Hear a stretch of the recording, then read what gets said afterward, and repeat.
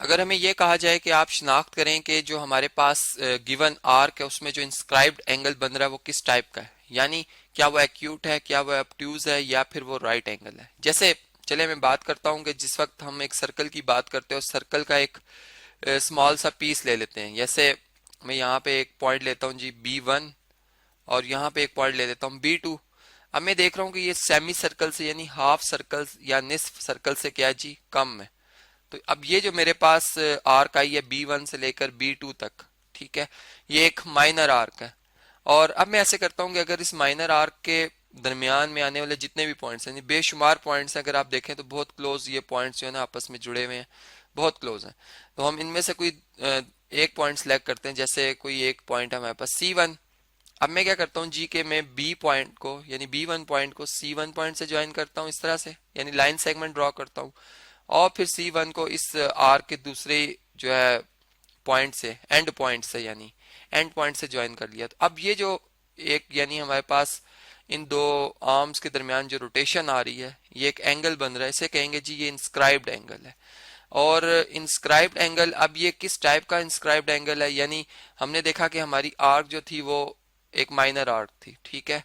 तो minor arc के case में हमने देखा कि हमारे पास जो इंस्क्राइब्ड एंगल बन रहा है वो मोर देन 90 डिग्री बन रहा है, यानी 90 से बड़ा एंगल है और 180 से कम है। चूंकि 180 बिल्कुल एक स्ट्रेट लाइन होती है और स्ट्रेट लाइन यहाँ पर हम इस तरह से ड्रॉ ही नहीं कर सकते। अगर आप देखें तो 180 से कम ही बनेगा, ठीक है।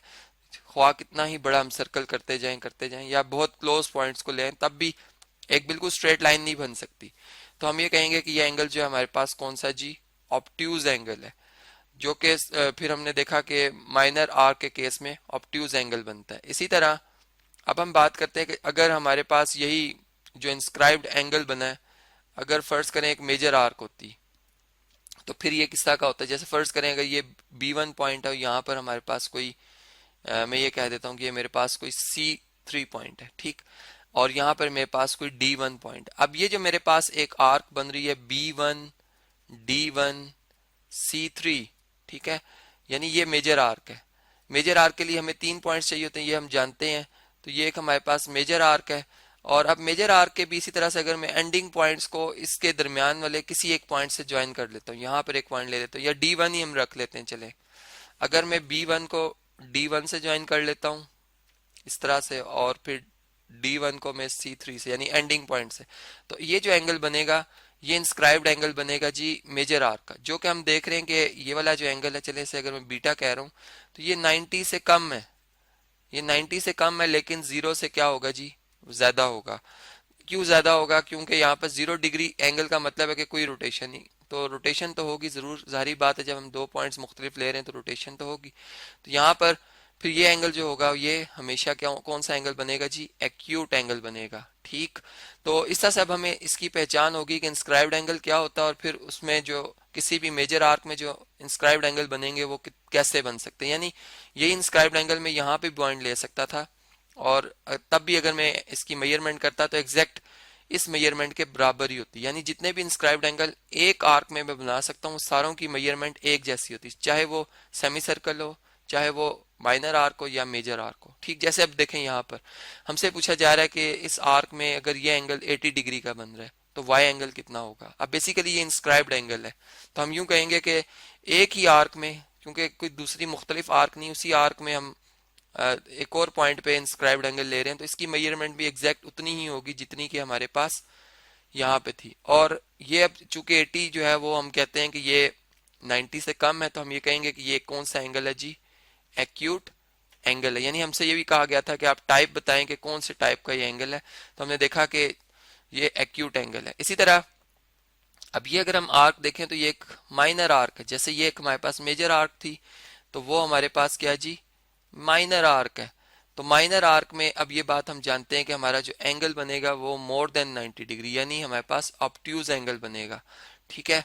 तो ये अब माइनर आर्क है हमारे पास, और इसमें अगर ये एंगल हमारे पास 110 डिग्री का बन रहा है तो एक्स इसकी भी मेजरमेंट उतनी ही होगी, क्योंकि सेम आर्क के अंदर बन रहे हैं। तो हम ये कहेंगे 110 डिग्री, और ये हमारे पास कौन सा एंगल है जी, अगेन मैं लिखूंगा ये ऑब्ट्यूज एंगल है, ठीक है।